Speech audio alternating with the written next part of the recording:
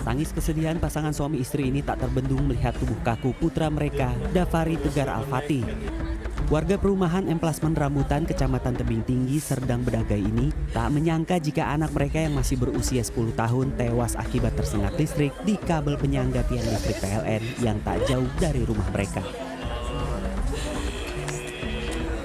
Korban tersengat listrik saat asik bermain dengan bergantung sembari berayun di kabel penyangga. Kuat arus listrik yang diduga berasal dari kabel tersebut membuat korban langsung terpental. Warga yang mengetahui kejadian itu telah berupaya membawa ke rumah sakit, namun korban tak berhasil diselamatkan. Jadi pegang korban itu tadi lah, memang kawat itu tadi. Terus? Ya itulah terus kesetrum dia nyarang. Saya pikir pun memang nggak kesetrum, orang biasa seringnya main di situ.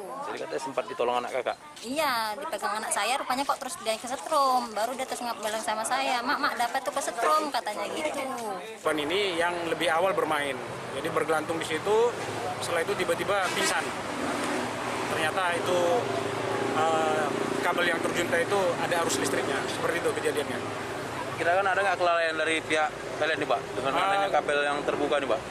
Nanti proses lah nanti kita lihat, berkemungkinan dia ada kelalaian dalam hal tersebut.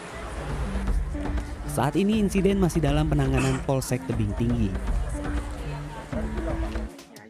Tersengat listrik ataupun kesetrum merupakan kondisi gawat darurat. Menurut Dokter Umum Novandika K. Akbar, sengatan listrik sangat berbahaya bagi aktivitas jantung. Memiliki aktivitas listrik yang paling sering di-highlight sama tenaga kesehatan kalau ada pasien tersengat listrik, satu dari jantungnya, karena ada risiko dari gangguan aktivitas listrik jantung. Nah, gangguan aktivitas listrik jantung ini efek lanjutannya adalah bisa sampai ke henti jantung.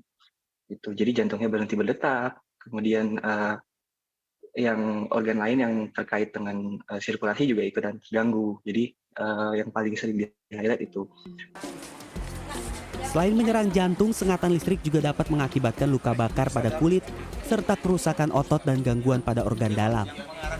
Dr. Novandika menambahkan, ada beberapa hal yang dapat dilakukan sebagai pertolongan pertama pada korban sengatan listrik.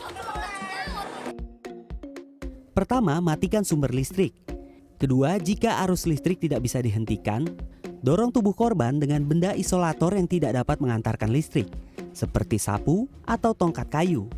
Jangan pernah menggunakan tangan kosong. Ketiga, segera cari pertolongan medis. Keempat, tetap bersama pasien hingga bantuan kesehatan tiba. Listrik memang bermanfaat dan berguna bagi manusia, namun sumber listrik bisa jadi berbahaya jika kita tidak berhati-hati dalam penggunaannya. Tim Liputan CNN Indonesia.